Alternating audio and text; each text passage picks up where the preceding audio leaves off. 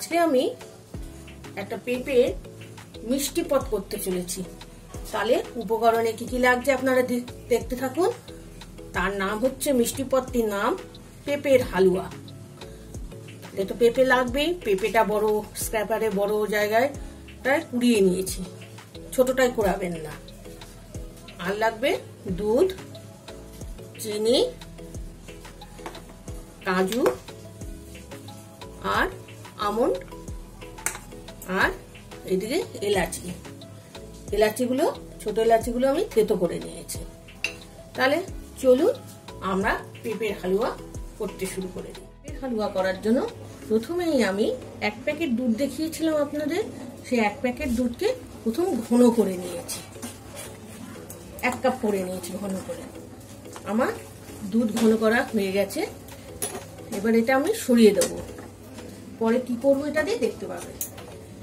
এবার আমি ফ্রাই প্যানটা বসিয়ে দিলাম, দিয়ে একটু ঘি দেব, অল্প করে দেব। ওই কাজু আর আলমন্ড কুচিগুলোকে ভেজে তুলে নেব। 1/2 চামচ ঘি দিলাম। এবার এইগুলোকে ঢেলে দিচ্ছি, কাজু আর আলমন্ড কুচিগুলোকে অল্প ঘিয়ে এগুলোকে রোস্ট করে নেব, অর্থাৎ ভেজে নেব।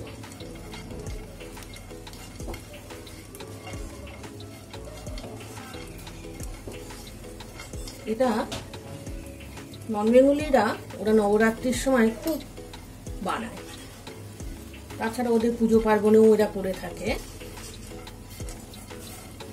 তাহলে আমার রোস্ট করা হয়ে গেছে। তাহলে কাজু আর আমন্ডগুলোকে ফ্রাই করে রোস্ট করে তুলে নিয়েছি। এবার এই ফ্রাই প্যানে আমি 1 চামচ ঘি দিয়ে দিলাম, দিয়ে পেঁপেগুলোকে এই ঘিয়ে ফ্রাই করে নেব। ঘিটা গলুক আমার। ঘিটা বেশি পুড়ে গেলে হবে না। ঘিয়ের কাঁচা গন্ধটা চলে গেছে। এবার আমি পেঁপেগুলোকে ঢেলে দিচ্ছি এর মধ্যে।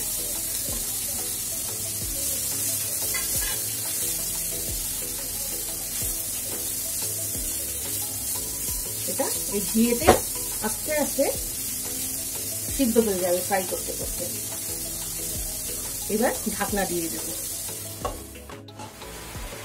দেখলাম এই হাফ সিদ্ধ হয়ে গেছে। আর এটা মাঝে মাঝে আমি 2-3 বার ঢাকনা খুলে নেড়ে দিয়েছি। পেঁপের কাঁচা গন্ধটাও চলে গেছে। এবার এর মধ্যে আমি এই যে 1 প্যাকেট দুধ দেখিয়েছিলাম আপনাদের, সেইটা ঘন করে রেখেছি 1 প্যাকেট দুধ, সেটাকে ঢেলে দিলাম, ক্ষীর দুধটা।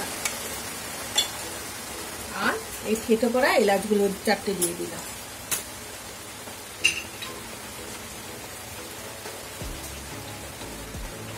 আপনারা কেনা ক্ষীরও দিতে পারেন, কেনা খোয়া এনে ঘষে দিতে পারেন। দুধটা একেবারেই শুকিয়ে গেছে, দেখেছেন? দুধটা একেবারে ক্ষীরের মতন শুকিয়ে গেছে। এই পর্যায়ে আমি চিনির গুঁড়ো 1 বাটি দেখিয়েছিলাম, ছোট 1 বাটি, এটা দিয়ে দেবো। প্রথমে হাফ দেব, তারপরে লাগলে আবার দেব। আর চিনি দেওয়ার পরে একটা জল বেরোবে, এটা আর ঢাকবো না। এটা এইভাবে ক্রমান্বয়ে নাড়তে থাকবো।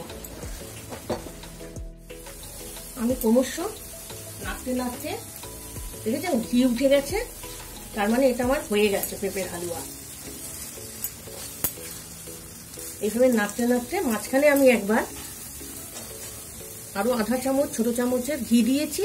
আর এই বাটি বলেছিলাম 1 বাটি দেবো, 1 বাটি লাগেনি, আরো 2 চামচ আমাদের স্বাদের পরিমাণ অনুযায়ী 2 চামচ চিনির গুঁড়ো দিয়েছি। জিনিসটা চিনির গুঁড়ো দিয়ে করলে ভালোই হয়। তাহলে আমার পেঁপের হালুয়া রেডি।